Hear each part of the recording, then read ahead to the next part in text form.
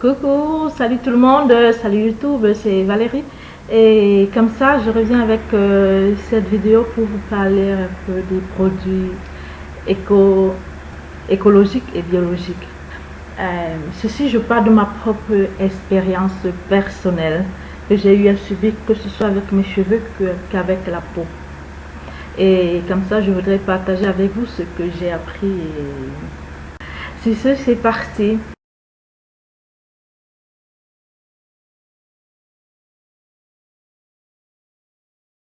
En ce qui concerne l'utilisation de passage à l'utilisation des produits écologiques et biologiques, c'est que pour celles qui décident de le faire, de regarder la liste des ingrédients, le premier truc à faire, ce serait de se faire une liste de, comme moi je l'ai fait là, ce serait de se faire une liste des produits nocifs pour nous, que ce soit pour nos cheveux que pour la peau.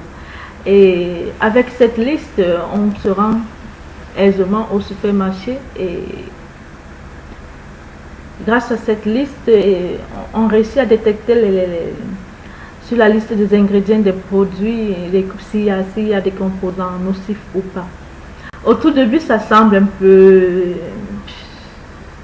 On s'ennuie et ça semble un peu quelque chose d'impossible et tout, mais je vous rassure que après quelques temps, on s'y retrouve facilement et on n'a même pas besoin d'avoir avec soi sa liste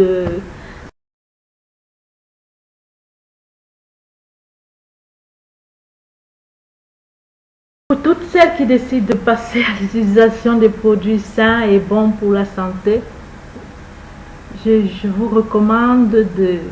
Ceci nécessite toujours une transition. Ça, on ne le sait pas, on le dit très peu, ou sinon moi je n'en ai pas entendu parler, alors mon passage a été a été assez délicat. Parce que là, comme si on décide d'utiliser par exemple un shampoing doux, ça ne servira à rien d'utiliser un shampoing doux et d'utiliser ensuite une crème hydratante bourrée de silicone et de dérivés de pétrole comme minéral oil paraffinol. Non. Moi, j'ai eu ces problèmes parce que si vous vous rappelez, pour celles ou ceux qui me suivent,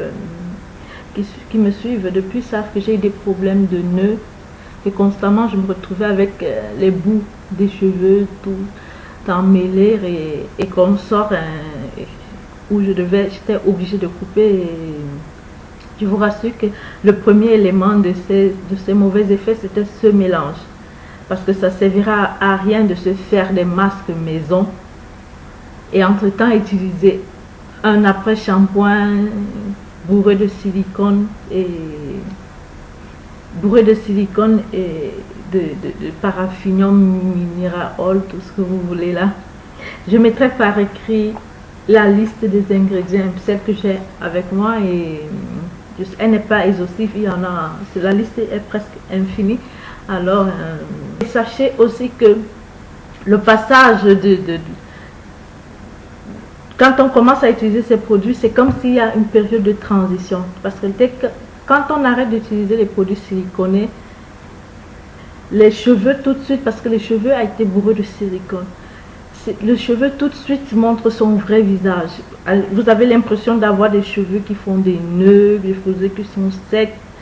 C'est pas la faute des produits naturels, non, c'est juste que avec l'arrêt d'utilisation de silicone et tout, vos cheveux montrent leur vrai visage. Ils montrent, vous réussissez à voir, ça a été mon cas, l'état réel de vos cheveux. Alors, à ce niveau, ce serait vraiment dommage d'arrêter d'utiliser ces produits en pensant que ce sont les produits écologiques qui ne fonctionnent pas. Non. Non. Je vous recommande d'insister, si c'est nécessaire, de couper les parties abîmées et rien.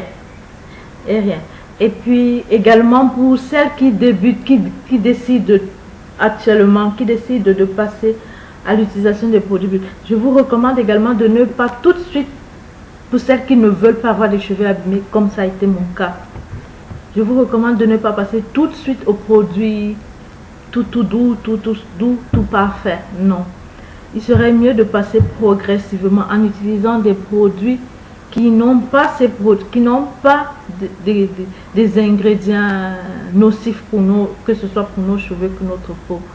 Par exemple, l'Ultra Doux de Garnier. Il y en a plein, les produits de la chaîne. Pour celles qui habitent en Italie, à la Lidl, vous trouvez les produits de la chaîne qui sont vraiment, vraiment bons pour, comme ingrédients. Il n'y a pas d'ingrédients nocifs. Pas tous les produits, je signale, hein, mais la majorité que ce soit les shampoings, que ce soit les douches, les bains de douche, que ce soit les gels pour les mains et consorts. Il y a assez de produits qui ont des compositions clean. Les compositions sont clean mais ne sont pas écologiques. Ah, j'y suis. Les compositions sont clean mais ne sont pas écologiques. Alors, comme ça, je recommande à toutes celles qui utilisent encore les produits contenant des silicones, des parabènes, des huiles minérales, des dérivés de pétrole. Je vous recommande de faire attention, que ce soit pour votre santé, que ce soit pour la beauté de vos cheveux et de votre peau.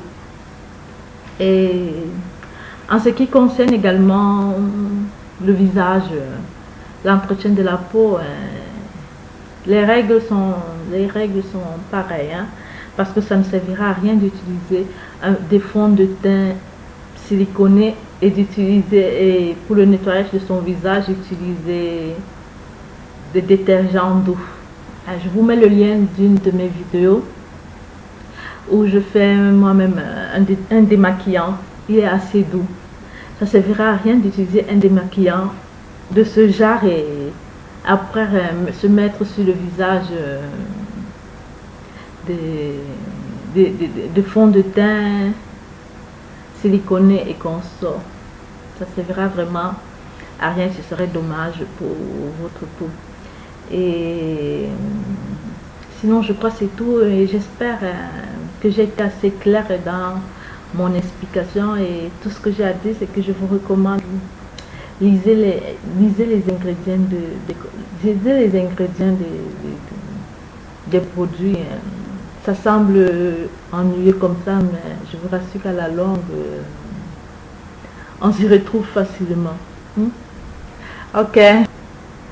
Ok, j'espère avoir été assez explicite et si ça n'a pas été le cas, je compte sur vos questions en dessous de la vidéo, comme ça j'y répondrai